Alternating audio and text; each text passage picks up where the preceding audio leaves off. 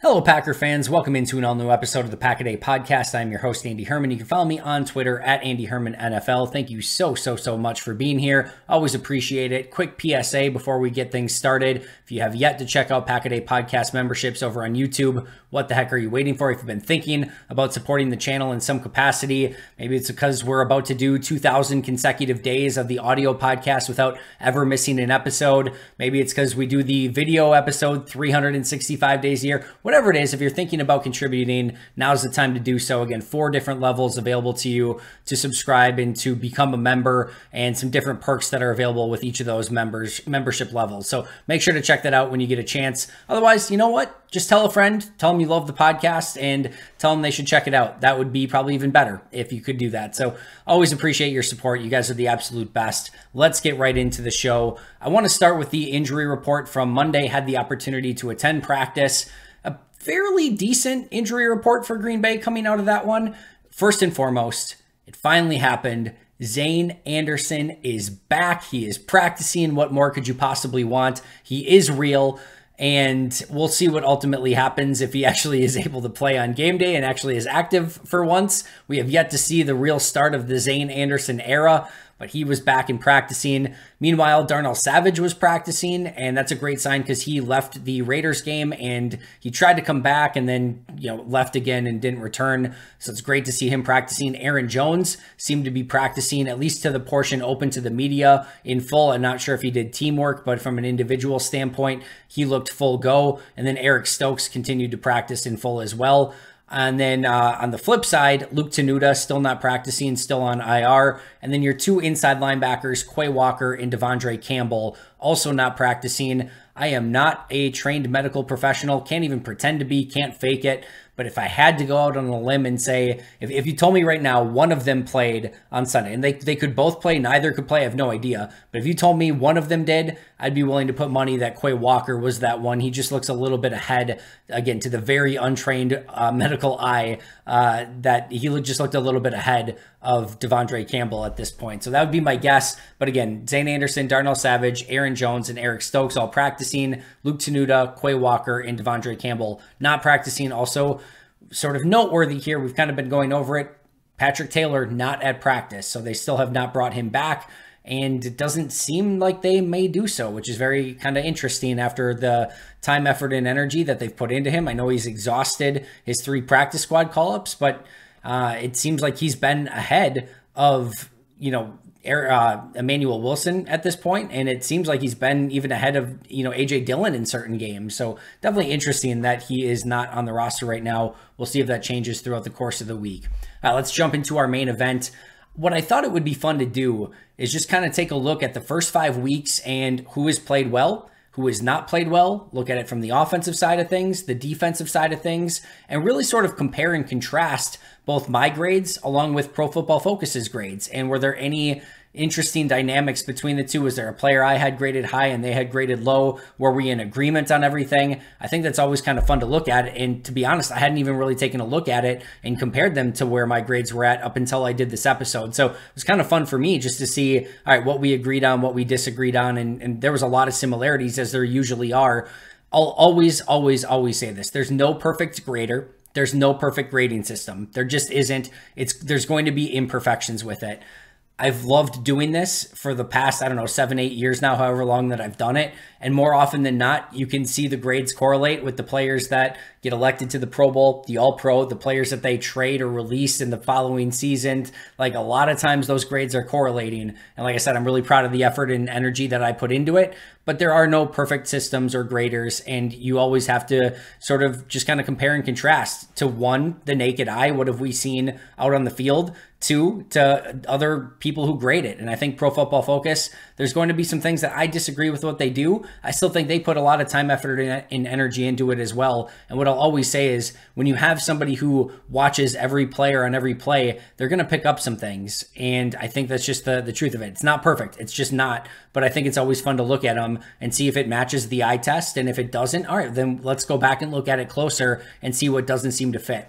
So let's start with this. In order to qualify for any of these lists, everyone had to play at least 50 snaps. 50 snaps was the cutoff. If they didn't play 50 snaps, they weren't included in any of the top 5 lists. Again, I'll go over my grades first, and then I'll go over Pro Football Focus's, and we'll see if there were any differences. So my top 5 graded players on offense so far, and in fact, I'm going to leave you in suspense because I wanted to say one other thing really quick. What I will say, if you start looking at a PFF standpoint, like 88, 90 and above are when you start getting into Pro Bowl and All-Pro caliber players. Green Bay did not have anyone with a grade that high. Their highest grade on either side of the ball was an 84.4. We'll get to who that was in just a moment. For me, you usually want to get to like a plus 10 or better on the season when you start getting into that Pro Bowl range or above. And right now, nobody on my list is like working on a plus 10 season, or if you averaged it out, they're not on pace for a plus 10 season. I think the biggest takeaway with that is that there's not anyone at this point that has played at the level high enough, either per Pro Football Focus or to be on like the upper echelon of players in this league. I think we'll get to one player who's knocking on that door. You know who it is, but we'll talk about that player and why maybe they're not up there a little bit higher quite yet. All right, now we'll get to the main meat and potatoes of this. My top 5 offensive players through 5 weeks. Number 1 on my list, Zach Tom, plus 2.05. Followed by number 2, Romeo Doubs, plus 1.65. 3, Dontavian Wicks, plus 1.40. 4, this is always the frustrating one, David Bakhtiari, plus 1.10. Played one game, plus 1.10. He'd be at, if he averaged that out, which for him he easily could because he's just that dang good, like he'd be at plus 5.5 on average if he played 5 weeks so far. Just head and shoulders above everyone else. It's just so frustrating to see how good he still was when he was out there, and that Green Bay just isn't going to have him for the remainder of the season. Then number 5, yes, Jordan Love, plus 0.95. My top 5 again, Zach Tom, Romeo Doubs, Dontavian Wicks, David Bakhtiari, and Jordan Love. Let me go through my list really quick here. Zach Tom, for me, has clearly been, player 1A for Green Bay on the offensive side of the ball. Last couple weeks have been tougher, but the last couple weeks have graded out for me right around average, which when you're going up against Max Crosby, Aiden Hutchinson, is good enough, especially when the 3 weeks prior to that, he played really, really good football and really boosted his grade in those 3 weeks. And I think he's going to get better. He should have an awesome week this week against Denver's defensive line. And I think not having to go against 2 of the best these past 2 weeks, I think that grade's going to even go up from here. And I think he's getting healthier. He did have that slight injury from a few weeks ago that I think did affect him these past couple weeks. That's why I'm so hesitant to want to move him from right tackle. And I get, maybe wanting to put Yash at right tackle and maybe get Zach moved inside for some of the other players who we're going to discuss in just a moment who aren't playing as well. I get it. And maybe he's just as great at those spots, but man, he's playing so well at right tackle. He's like the one thing that's really going right on offense. I don't really want to, try to fix something that's not broken at this point. And I know the offensive line is broken and as a whole it needs fixing, but that's like the one thing that's going well. But he's been awesome so far. He's been good in the running game, at least as good as it's probably been for the 5 players on the offensive line. Not great, but good enough. And then he's been really, really good in pass protection. So he's number 1 on my list. Number 2, Romeo Doubs, 21 catches, 288 yards, and 3 touchdowns. He's come up with some explosive plays. He's come up with some big touchdowns. He had the big, touchdown at the end of the Saints game to, really get Green Bay ahead in that one. Just a lot of really good stuff from Romeo. And I think on top of it, hasn't really dropped anything. He's a solid, if unspectacular blocker. Doesn't get very many, negative grades from a blocking standpoint. You put all that together and you end up with a pretty solid and positive grade.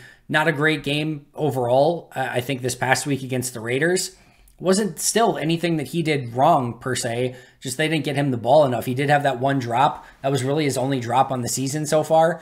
It's been a nice year for Romeo. The first few weeks were a little bit better. The past 2, maybe not quite as good, but that's like literally the team as a whole at this point. Romeo still comes in at number 2 for me. Dontavian Wicks, number 3, might be surprising.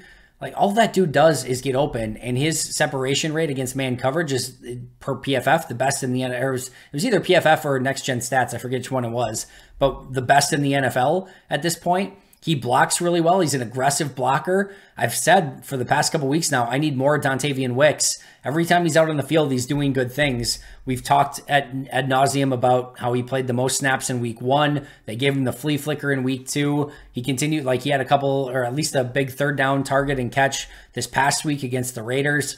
He continues to show up and impress. Like I say, I think he needs more playing time. He's been really, really good when he's been out on the field. Not only does he need to be out there more, they need to look at him more and target him more because, like I said, he is finding ways to get open. Number 4, David Bakhtiari. Again, he was dominant in week 1 and then unfortunately got shut down after that. Number 5, Jordan Love. You have to remember a little bit, like comparing position to position with my grades isn't always a perfect idea because there's going to be more opportunity for some quarterbacks, just one of those. Now, there's opportunity for huge pluses and huge minuses because like a big time touchdown throw is going to get you some points. A big time interception is going to lose you a lot of points, but there's a little bit more volatility and some high peaks and low valleys with a quarterback score. Overall, 8 passing touchdowns, 2 rushing touchdowns, 6 interceptions, 55.6 completion percentage, 1,083 yards, another 109 yards on the ground.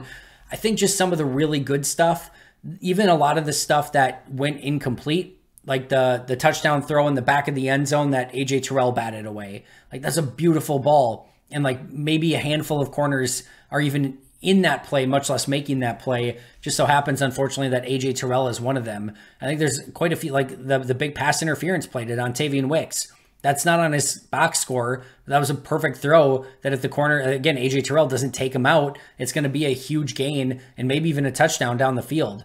I think there's a lot of stuff that does not show up on Jordan Love's box score. Now, the interceptions, huge negatives. And what I will say is a plus 0.95 through 5 weeks for a quarterback is not a great grade. It's fine, but it's still more positive than it is negative for me at this point. And PFF and I are basically in lockstep on that. Now, they have other players ahead of where Jordan is, and he's not in their top 5.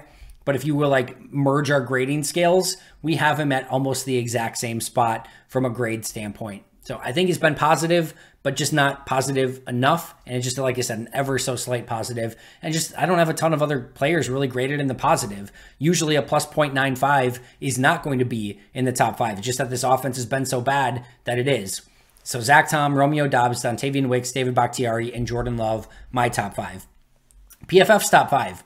David Bakhtiari with a 78.8. Now you have to remember, one of the key differences between our grading scales is PFF's is more like it doesn't matter how many plays you've played. It's more of like a per play almost sort of thing, where mine is your total effect on the season. So Bakhtiari, if he goes out and plays 50 snaps and they're all awesome, he could grade as 100 and like for a 99, whatever you want to grade him as.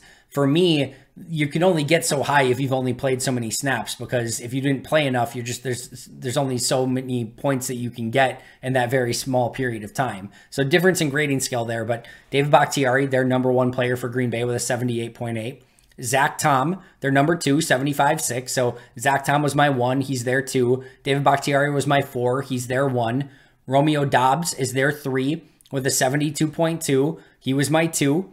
And then they had Jaden Reed 4. So I had Dontavian Wicks at 3. They had Jaden Reed at 4. I have a positive grade on Jaden Reed. He was just kind of on the outside looking into that list. So we were pretty much in lockstep on Jaden Reed as well.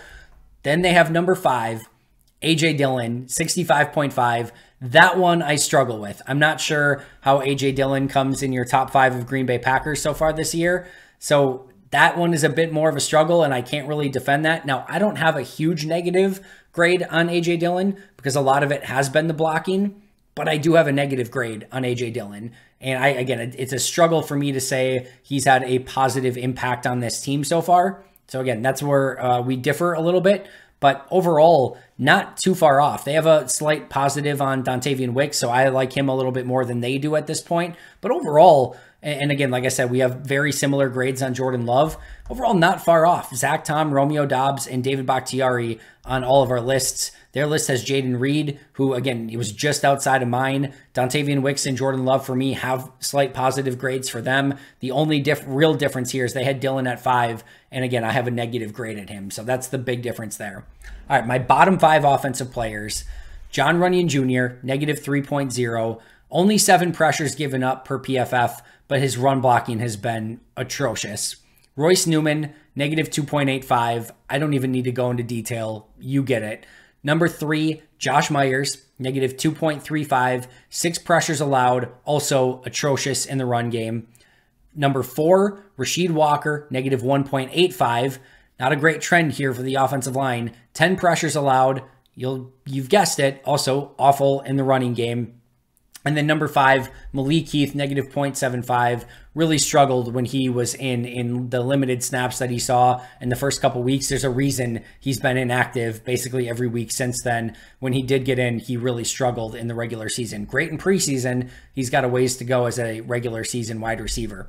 All right, for PFF, their bottom 5, Tucker Kraft, 41.9 is their lowest graded player. Number 2, Royce Newman. Number 2 on my list as well. Number 3, Malik Heath. Number 5 on my list. Number 4, John Runyon Jr. Number 1 on my list. And then number 5, they had Josiah DeGuara, who I believe I have a slight negative on. They had him a little bit lower, but not by like a ton. They had Josh Myers rated a little bit higher. Rasheed Walker rated a little bit higher. But again, 3 players that we had on both of our lists, John Runyon Jr., Royce Newman, and Malik Heath. So if you want to like look for a consensus, the top 3 players you could argue between, if you were like taking all of our grades and, you know, mixing them together and averaging them out, David Bakhtiari, Zach Tom, and Romeo Dobbs, the 3 that are on the top 3 of both of our lists, and the 3 players that are on the bottom 5 of both of their lists, or both lists, I should say, John Runyon Jr., Royce Newman, and Malik Heath. So do with that what you will. Again, my list had Josh Myers and Rasheed Walker in the negatives more. Theirs had Tucker Kraft and Josiah DeGuara in the negative more. All right, my top 5 defensive players so far. Kenny Clark with a plus 1.80 grade. Rasul Douglas with a plus 1.7 grade. Rashawn Gary plus 1.6. Quay Walker plus 1.2. And Rudy Ford plus 0.95. So Clark, Douglas, Gary, Quay, and Rudy Ford. Their top 5, Rashawn Gary, 84.4 grade. 3rd on my list, 1st on theirs. Rasul Douglas, 83.7 grade. 2nd on my list, 2nd on theirs. They had Devondre Campbell, 73.9 as their 3rd highest rated defender. He was a negative grade for me so far. So that's one that we have not seen eye to eye on. So do with that what you will. I didn't think he had a great start to the season, but again, PFF saw it a little bit differently. Rudy Ford, 73.7. That is 5 on my list, 4 on theirs. And then they had Eric Wilson at 5 with a 70.7 grade. I do have a slight positive on Eric Wilson, so we weren't far off there. And Quay Walker, who I had at 4, who was not on their list, was their number 6 rated player on defense. Very, very close. The big difference here, I had Kenny Clark as my highest graded defender for Green Bay so far. He is average on their list. He's like a 60s, low 60 something, not in that top 5 or really even close to it. That's one probably that we've seen, you know, very not closely eye to eye on and very differently. To me, there has been a little bit of Kenny Clark showing up at like the very beginning of the game, and then you don't see much of him for the rest of the game. But I still think he's playing good football. I still think he's eating some double team blocks. He's doing kind of some of the work that goes a little bit unnoticed. He's coming up with usually at least one big play in every single game. I still like what I'm seeing from Kenny Clark. The big one here, if you want to know who I was talking about earlier, for the player who, you know, is at an 84.4 per PFF and is my 3rd highest graded player on defense, that's Rashawn Gary. And a lot of that's just due to the snap count. If he had played more and had done the same things, he would be much higher on my list and probably starting to trend in that Pro Bowl range. And for PFF, I think if he played more and a little bit more consistently on run defense, he would be a little bit higher and probably in that 90-ish Pro Bowl sort of range for them too. He's close. He's getting back to health. You can see he's continuing to wreck games. You love to see what he's doing coming off the ACL. That's the one that, again, when I say Rashawn Gary's, I think right now the best player on Green Bay, the only reason he's not graded higher is because for me, he just hasn't had enough snaps. And I think PFF's kind of in that same regard. I know they're more per play, but he just hasn't played much in the run game. And when he has, it hasn't been quite as good, which is going to bring the grade down for PFF a little bit. But again, my top 5 defensive players, Kenny Clark, Rasul Douglas, Rashawn Gary, Quay Walker, and Rudy Ford. Their 5, Rashawn Gary, Rasul Douglas, Devondre Campbell, Rudy Ford, and Eric Wilson. All right, my bottom 5 defensive players. Number 1 on my list, Jair Alexander, negative 1.55. I went over this a few times already. I'll go over it really quick. He had the rough game against Atlanta. in coverage. You know, he kind of got beat on a couple different occasions. Drake London, there was a touchdown, there was a play down the field. He had some mix-ups in coverage, just not great coverage in that game. He misses some time, and he's been really bad in run defense and hasn't had any big plays to really make up for it. And in a lot of the other plays where he's in coverage, teams haven't targeted him, which makes it hard to get big positive grades if you're not batting things away or intercepting or anything like that. And a lot of times it's just zone coverage. So just a lot of times he's just dropping back and chilling in his zone, which if you're not getting thrown at, it's hard to get a really big positive grade for just dropping back in his zone and chilling there. And when you have a bad game in coverage against Atlanta, you miss some time and you're bad against the run, it's going to be tough to sort of negate that out and make it more of an even grade. So number 1 on my list, Jair Alexander. Number 2, Kingsley Enagbare, negative 1.5, really struggled to set the edge so far and has not been good against the run and hasn't done enough against the pass, or at least as a pass rusher, to sort of make up for it. Number 3 on my list is Preston Smith, sort of the same thing. He's been better against the run, but I thought this last game was his best game, but there's still been a lack of consistency for Preston, at least from my standpoint. Number 4, Keyshawn Nixon. And number 5, Justin Hollins. Justin Hollins struggled to set the edge, not doing anything as a pass rusher. Keyshawn Nixon struggling in coverage, doing some other things really nicely. And like I said the other day, I think he can still be a base nickel corner, but I do wonder if you want to start getting him off of the field on maybe some more obvious passing downs. So my 5 lowest graded players, Jair Alexander, Kingsley Enagbare, Preston Smith, Keyshawn Nixon, and Justin Hollins. For them, Isaiah McDuffie, Kingsley Enagbare, Carrington Valentine, Colby Wooden, and Carl Brooks. So they went in a little bit different direction here. McDuffie, I can understand. I have a negative grade on him. We're not too far off in our grades. Enagbare was number 2 on both of our lists. I like Valentine a little bit better. I have a very slight negative on him, but I certainly didn't have him in my bottom 3 of Packer defenders. And then the 2 rookie defensive linemen, I have negative grades on them as well. And they don't have huge negatives. Wooden's a 57.3, Brooks is a 57.8. Remember, 60 is kind of average for PFF. So it's not like they have massively awful grades. But and again, I was in a very similar spot. For them, they had Alexander graded better, which again, I understand. Alexander's a phenomenal player. I'm not trying to undercut him here or anything like that. Just from a grading standpoint, it's been tough to give him some real positives over the course of the first 5 weeks. And then Preston Smith, they liked a little bit better. Nixon and Hollins, they didn't have great. Actually, I take that back. Nixon, they didn't have a great grade on. They did have a positive on Hollins, which was a little bit surprising. And I haven't seen much from Hollins overall to put him anywhere in that realm. So that's the overall grades. Again, just to kind of recap them one more time. My top 5 on offense were Zach Tom, Romeo Doubs, Dontavian Wicks, David Bakhtiari, and Jordan Love.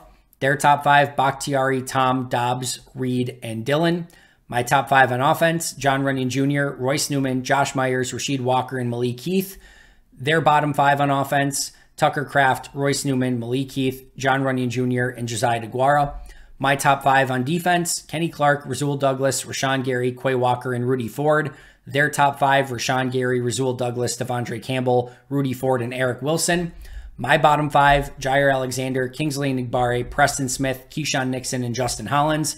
Their bottom 5, Isaiah McDuffie, Kingsley Enagbare, Carrington Valentine, Colby Wooden, and Carl Brooks.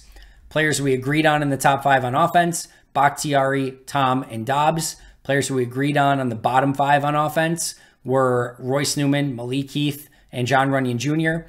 Players we agreed on the top 5 on defense, Rasul Douglas, Rashawn Gary, and Rudy Ford. And players we agreed on the bottom 5 on defense was just Kingsley Enagbare. All right, if you wanted to look at position by position, I didn't look at PFFs from this standpoint, but my grades, my top group graded so far was wide receiver, followed by defensive line, then quarterback, then safety, tight end, linebacker, running back, followed by corner, edge, and offensive line being my lowest graded group so far. So again, highest was wide receiver, followed by defensive line, quarterback, safety, tight end, linebacker, running back, corner, edge, and my lowest was offensive line. All right, shout out once more to our Hall of Fame and All-Pro members, Most Hated Minnesotan, PJ Wynn, John Wild, Shea Bradad, Arnaldo Espinoza, Jennifer Wright, Boom Handle, Lori Lord, and Donald Lee. Appreciate you guys as always. That is going to do it for me today. I'll be right back here tomorrow with an all-new episode. You won't want to miss it. Should have a members-only video coming out soon as well. Going to be the members-only Q&A on Thursday night. Tons of great stuff coming up. Subscribe, like, comment, do all your stuff. Appreciate you. See you soon. Until next time. And as always, go Pack Go.